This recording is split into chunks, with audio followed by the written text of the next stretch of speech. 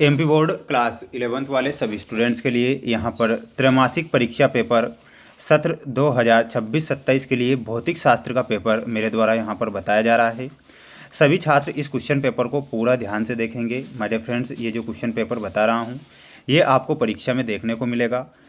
पूर्णांक जो होगा आपका 70 नंबर का पेपर आएगा और समय जो आपको दिया जाएगा 3 घंटे का समय आपकी त्रैमासिक परीक्षा में आपको देखने को मिलेगा। सभी विद्यार्थीगण एक बात ध्यान रखें कि मेरे द्वारा जो पेपर बताए जाते हैं वो आपको की एग्ज़ाम को देखते हुए 100% ऐसे प्रश्न बताए जाते हैं जो कि आपकी एग्ज़ाम में बन सके। इसलिए सभी विद्यार्थी अगर पेपर आप देखते हैं तो पूरा पेपर ध्यान से देखें और अच्छे से इन प्रश्नों को याद करें जिससे कि एग्ज़ाम में अच्छे नंबर मिल सके। जो विद्यार्थी हमारे साथ आज जुड़े हुए हैं सभी बच्चे चैनल को सब्सक्राइब जरूर करके रखिएगा। बिल्कुल आपकी सभी परीक्षाओं के लिए पेपर बताऊंगा जो कि आपकी एग्ज़ाम की दृष्टि से मौजूद होंगे। ये आप क्वेश्चन देखेंगे आपकी त्रैमासिक परीक्षा में। सबसे पहले मैं आपको निम्नलिखित प्रश्नों के सही उत्तर चुनकर लिखिए में जो पहला प्रश्न पूछा गया है। ध्रुवों पर गुरुत्वाकर्षण का जो मान होता है वो कितना होता है? तो ध्रुवों पर गुरुत्वाकर्षण का जो मान होता है वो अधिक होता है। तो यहाँ पर आपका सही आंसर क्या हो जाएगा? अधिक होता है। कौन सा पदार्थ अधिक प्रत्यास्थ है? तो प्यारे विद्यार्थियों इसमें आपका जो सही आंसर है इस्पात जो होता है वो अधिक प्रत्यास्थ पदार्थ होता है। तो इसमें आपको लिखना है इस्पात। श्यानता में निम्न में से किससे संबंधित है? जो श्यानता का गुण होता है वो किससे संबंधित होता है? तो श्यानता का जो गुण होता है वो घर्षण से संबंधित होता है। तो यहाँ पर आंसर क्या हो जाएगा? घर्षण हो जाएगा। अगला देख लीजिएगा, ये क्वेश्चन आएंगे आपकी एग्जाम में कि निम्नलिखित में से कौन सा ऊष्मा का मात्रक नहीं है?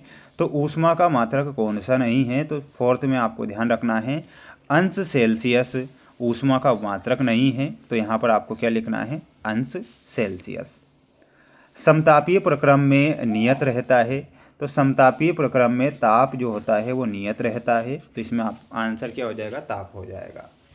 सभी बच्चे वीडियो को लाइक जरूर करें और चैनल पर नए हैं तो मेरे सभी प्यारे भैया बहन चैनल को सब्सक्राइब जरूर करिएगा। बिल्कुल आपके लिए जो पेपर बता रहा हूँ आपकी परीक्षा में ये देखने को मिल जाएंगे।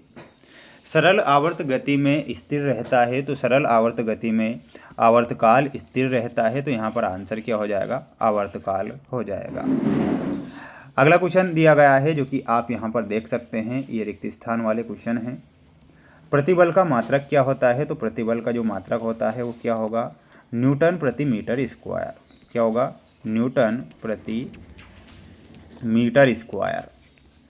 शक्ति एक राशि है। तो प्यारे विद्यार्थियों ये क्वेश्चन आपकी परीक्षा में बनेंगे तो यहाँ पर अदिश राशि लिखना है। एसआई पद्धति में कार्य का निरपेक्ष मात्रक क्या होता है? तो इसका आंसर क्या हो जाएगा? कार्य का निरपेक्ष जो मात्रक होता है वो क्या होता है? जूल होता है। तो यहाँ पर आपको जूल लिखना है। तरंगे केवल द्रव्यात्मक माध्यम से संचरित होती है। तो कौन सी तरंगे होती है? तो वो तरंगे होती है यांत्रिक तरंगे। तो इसमें यांत्रिक लिखना है। बल के आवेग का MKS मात्रक कितना है? तो न्यूटन मल्टीप्लाई सेकंड होता है। तो यहाँ पर आंसर क्या हो जाएगा? Newton multiply second. वे सभी निर्देश फ्रेम जिसमें न्यूटन की गति के नियम लागू होते हैं उन्हें जड़त्वीय फ्रेम बोला जाता है। तो आंसर क्या हो जाएगा?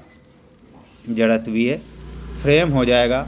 ये आपको यहाँ पर लिखना है। मेरे सभी प्यारे विद्यार्थी एक बार अच्छे से याद करके ही जाएंगे। पेपर का PDF अगर आपको चाहिए तो पेपर के PDF भी मैं आपको प्रोवाइड करवा दूंगा। सत्यासत्य में देखिएगा, किसी गैस का ताप बढ़ाने पर उसके अणुओं की गतिज ऊर्जा घट जाती है। तो प्यारे बच्चों ये आंसर क्या हो जाएगा? गलत हो जाएगा। आवृत्ति का विमी सूत्र m0 l0 t+1 है। तो प्यारे विद्यार्थियों ये आपका सत्य आंसर है।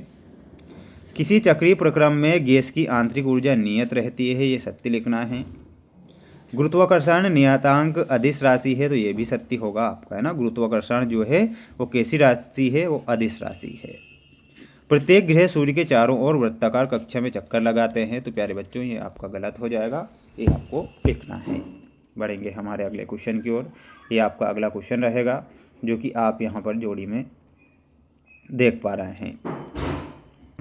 अभिकेंद्र त्वरण। तो अभिकेंद्र त्वरण में आपका V² बटा R हो जाएगा। Option number C. गैस का दाब होता है इसमें आपको ऑप्शन नंबर एफ से मिलाना है mnc-1/3v। कोणीय त्वरण में आपका रेडियन प्रति सेकंड स्क्वायर हो जाएगा, ऑप्शन नंबर ए। अविरतता का सिद्धांत, तो इसमें मिलाना है ऑप्शन नंबर ई, एवी बराबर कांस्टेंट।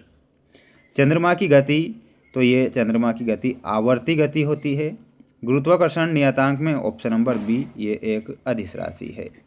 तो ये आपको क्या करना है, स्क्रीनशॉट लेना है, याद आपको करना है, पढ़ना आपको पड़ेगा, क्योंकि माय डियर फ्रेंड्स ये क्वेश्चन आएंगे एग्जाम में। त्वरण क्या है, इसका ऐसा ही मात्रक क्या होता है, तो इसमें क्या लिखना है, किसी वस्तु के वेग में परिवर्तन की दर को त्वरण कहते हैं। क्या कहते हैं, किसी वस्तु के वेग में परिवर्तन की दर को त्वरण कहते हैं।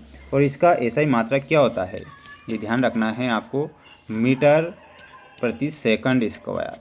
ठीक है, ये दोनों चीज़ें याद होनी चाहिए। संवेग का सूत्र लिखिए, तो संवेग का सूत्र बराबर क्या होता है, P बराबर mv, यानी कि संवेग बराबर द्रव्यमान मल्टीप्लाई वेग।